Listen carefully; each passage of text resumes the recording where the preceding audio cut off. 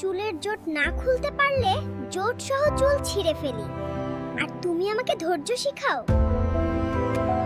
যারা ভোট কিনতে আসবেন একটু তাড়াতাড়ি আসবেন, মাসের শেষ তো, খুব অভাবে আছি। ছোট ভাই, মন খারাপ কেন? আরে ভাই বলেন না, আজ বিয়ের জন্য পাত্রী দেখতে গেছিলাম।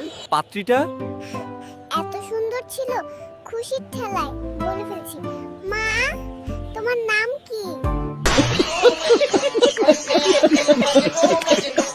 আমি একটা জিনিস বুঝি না, যাদের নিজেদেরই হাজার কেচ্ছা তারা অন্যের বিচার করে কি করে। যতই বড় হচ্ছি ততই বুঝতে পারছি, তর্কের চেয়ে কান সই থাপ্পড় মারাই শ্রেয়।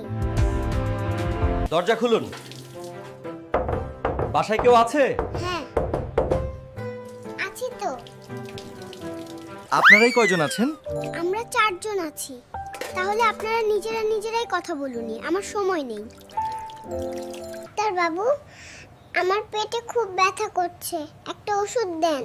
ওষুধ তো দেবো, কিন্তু তোমার পায়খানা কেমন? এইসব কথা আবার বলা যায় নাকি? শরমের কথা।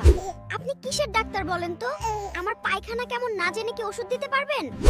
আরে বাপ, তুই হাতুড়ি দিয়ে টাকায় বাড়ি দিচ্ছিস কেন? আরে দাদু, মা বলছে 1000 টাকা ভাঙলে 20 টাকা দিবে, তাই ভাঙতেছি।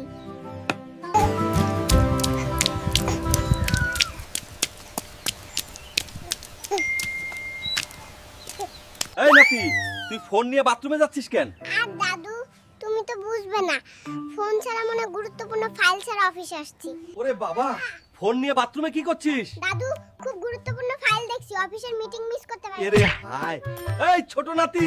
আচ্ছা বাবু, তোমরা তো বিয়ে করে ফেললে, তাহলে এখন বলো সংসার সুখী হয় কিসের গুণে? সংসার সুখী হয় পুরুষের গুণে, যদি সে চুপচাপ বউয়ের কথা শুনে।